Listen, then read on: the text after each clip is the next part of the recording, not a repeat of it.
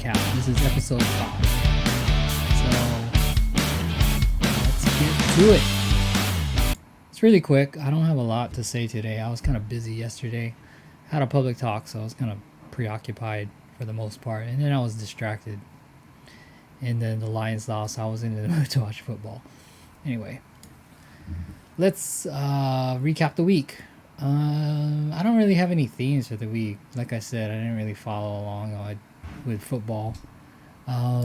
Just looking at the scores in general, it was pretty modest with a couple of standouts. Kind of like last week. So I don't know if this is going to be a pattern for what it's like going forward.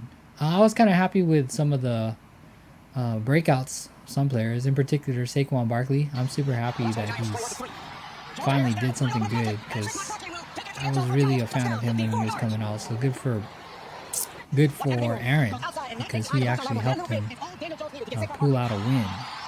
And then that's the other thing with our league is now we no longer have anybody in the loser circle. So everyone has at least one win by now. And then we have one person who's undefeated. That's when we'll look at that later. Anyways, let's get to it. Let's get to the scores. Let's go backwards. Week 4 recap. Jeremy versus Brad. It looked like it was going to be kind of a close game. In fact, Bradley was kind of favored. But Jeremy started out strong on Thursday with Robinson putting up big points already. And then that would be the pattern. Even though Tyler Higbee didn't do so hot and DeAndre Hopkins has been kind of below average and not what you expect from him, Jeremy had really strong scores from everyone else. Dak Prescott has been one of the better quarterbacks. Justin Jefferson, kind of average for a wide receiver, but solid. Derrick Henry, as usual, has been strong. Not out of this world crazy 40 points strong, but he's been pretty strong. And then Suck Up and Edmonds have been good too. And then obviously the wild card defense, there's no coming back when you score that much. Brad had a tough week because of leaving a lot of points on the bench. Yeah, Deebo Samuel, 32 points. Trey Sermon, 10 points. Mm-hmm. San Francisco Dallas D 16 and 18. So Robbie Gould gave him a donut. Didn't play, it looks like. And then just not a good performances from Carson. Devontae Adams fell off and Kyle Pitts. So he's one who's talented and with rookies it's kind of hit or miss with them. Usually you can rely more on the rookies that are running backs, and then maybe you'll find a diamond in the rough wide receiver, but it might be a little bit tougher with them. Interesting. Did you play Najee Harris? Yeah, you did. Yeah, so I think he's going to come around, but I feel you with Philadelphia. Philadelphia just has not been a good football team this year, and if you have Philly players, that might hurt. But interesting strategy there, Brad. You went for taking up all the defensive players. And then that's pretty... I can understand why you would do that. You get all the defensives, you take away all those wild cards from the other opponents. And in fact, Morgan didn't have a defense until right before game day. Unfortunately, these guys were not the super breakout ones, but they were pretty solid. Unfortunately, you played the one with the lowest point production. Would have helped if you played Dallas or San Francisco. Yeah. Anyway, so that was that first matchup. Interesting strategy. I kind of like it. The next matchup, Gary versus Aaron, and then congrats to Aaron. You're out of the loser circle. And like I said, big performance from Saquon Barkley. I think he was your highest scorer. It's always good to see him doing well. But man, solid scores everywhere. Russell Wilson kind of underperformed a little bit. Metcalf was average, but good, solid. Evans underperformed a little bit, but solid. Mixon, compared to what happened with Gary, You needed more from Mike Williams, and I'm sure if you were watching the game today, it was just like brutal for a while for a lot of people because there was a ugly game in that first half until the Chargers started rolling, and unfortunately for you, Gary, Mike Williams didn't do so hot. Williams didn't do good. Zerline kind of low, not enough to compete, and even not much you could do on the bench. Man, Aaron, your bench looks really strong too. Kenny Golladay finally showed up. Daniel Jones looks like a real solid pickup, actually outperforming your starter. And J.D. McKissick seems like a solid guy too. So, like we see, Pittsburgh doesn't look like they're so good, but Washington is a team to kind of like watch out for because they have like fantasy guys that are doing really well. So, congrats to Aaron, who is in the winner circle. Now, the next matchup, Eric versus Darren. I'm sorry, Darren, you had no chance because Eric kind of rode Tyreek Hill, who was the highest point scorer for the week. It's boomer bust with Tyreek Hill sometimes. Like when he gets going, he gets going. He had 11 receptions for 186 yards and 3 receiving touchdowns. I remember having him and would have games like that. But then he could go on and have like a game like last week where he didn't do so much. And then just solid scores throughout, enough to carry. Montgomery did good. Of course, we're kind of back to normal with playing guys against Detroit. You really perform well. You guys' defenses look normal, so there's no wild card here. You just straight up beat Darren. Darren, unfortunately, your receivers were pretty bad. Kamara even kind of underperformed even for him. Edwards-Helaire actually kind of doing pretty good, but not enough.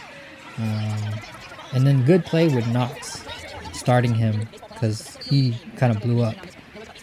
You left some points on the board too with Fournette and Sanders, but it still would not have been enough to catch Eric. But congrats to Eric, because he is the only one. Oh, that's the wrong one. He's the only one who is undefeated now. So we're looking forward to next week when someone can knock him out. Okay, the next matchup. Here's the other one. Mike was 0-3 going against Mike B versus Mike L. Mike B was the only other one who didn't get a win, and he was able to pull it out against Mike L. Mike L just had some poor scores from Thielen, Robinson, Gordon, Dalvin Cook, George Kittle, and Koo. It just wasn't your day, Mike. But you can stick with most of these guys because these guys are going to be point producers, so I wouldn't be too worried. You did leave a ton of points that would have given you a chance to win with Cordero Patterson and even playing possibly Bolden, but you didn't. So, too bad. But congrats to Mike because he's in the winning circle. You're gonna see this kind of like with some other teams. He's got a team that kind of is Baltimore heavy. As you can see, he has Latavius Murray. Those are some of the moves. He added Latavius Murray in waivers.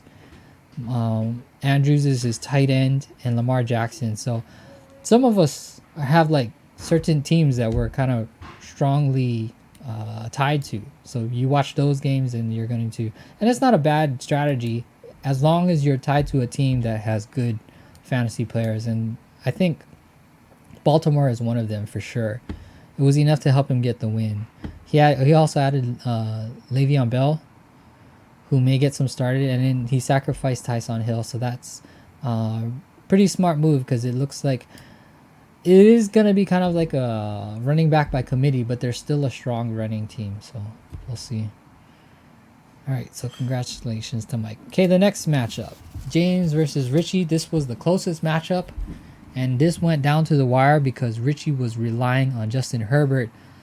And if you were watching the game, I'm sure you were stressed out, Richie, because it was just ugly football, especially in that first quarter.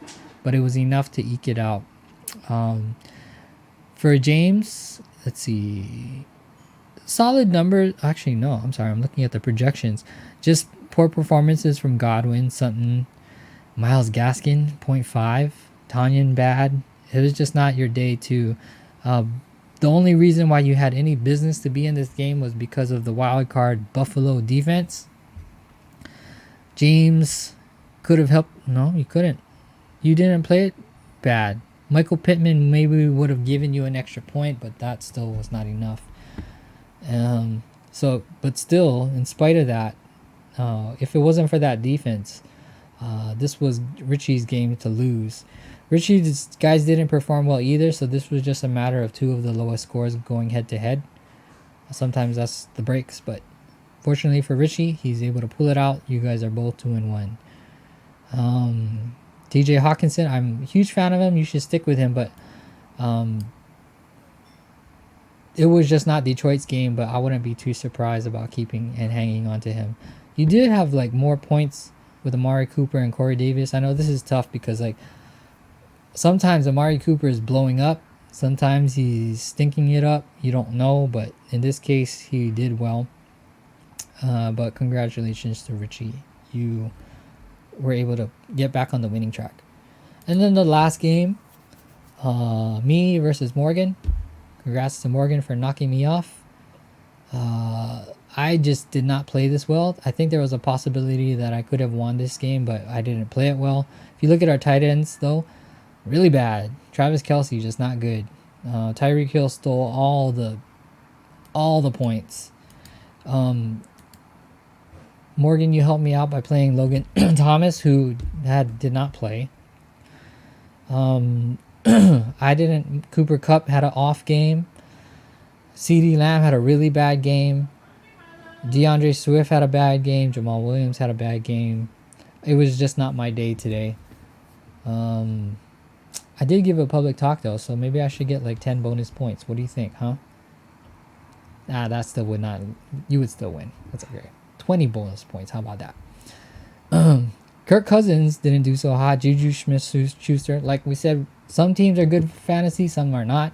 It's starting to look like Pittsburgh is a bad fantasy team. Even though they gave me 16 points for defense, I've been kind of trying to stick with them. Claypool was out. That's who I was thinking about. Hey, Devontae Smith did well for you too. Eckler ended up like dominating though. Like the only way I had a chance to win is if Las Vegas could shut down Eckler, and they couldn't do it. So congrats, well earned win. So there's our recap for the week. All right, now let's switch it up. Let's look at some of the top performers, and then we can look at the waiver wire. So here are the top wide receivers and running backs for the week. Excuse me, I better drink this old-fashioned. Tyreek Hill, 42 points. Cordarrelle Patterson, Mike, did you start him? Let me just make sure. I think you did. Mike, you didn't. Ugh. I think you did this before, Mike L. You benched a 35-point scorer. And Deebo Samuel, Brad, you benched a 32-point scorer. So that's tough when you leave that many points on the bench. But like we said, Aaron got Saquon Barkley going. That was good. Derrick Henry is the next highest scorer, tied with DJ Moore. Oh, there, Morgan. That's your big score. 28 points is the other guy who helped you get that win.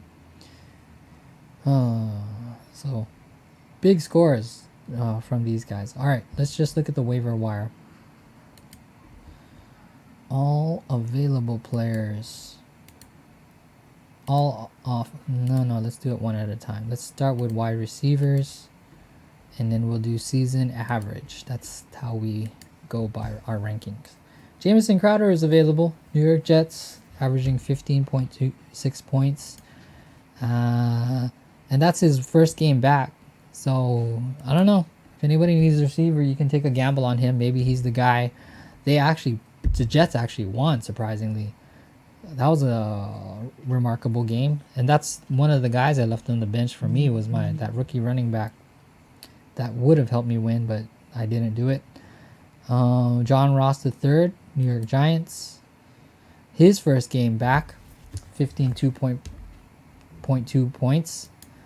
All around, just like the Giants had a good game. Maybe he's the key. Who knows?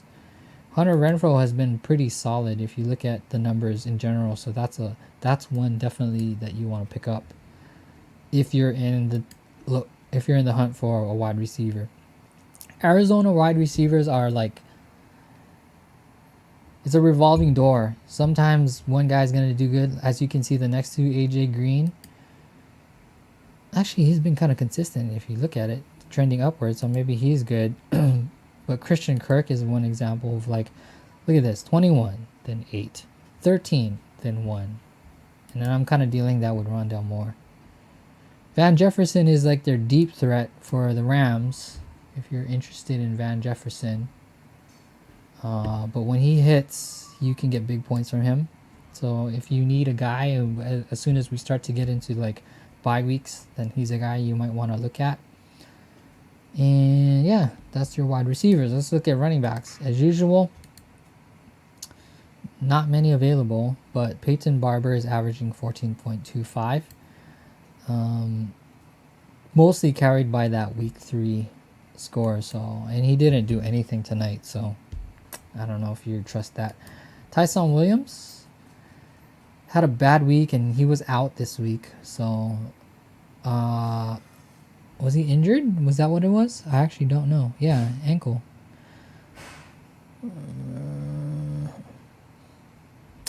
Yeah, so you're going to have to wait until he comes healthy again. He might have the most upside of any of those backs, but Mike B is going to be riding those Baltimore running backs. After that, man, as usual, not many running backs. So you're better off. If you need a flex position, I would go with a wide receiver. Tight ends. Dallas Goedert was good.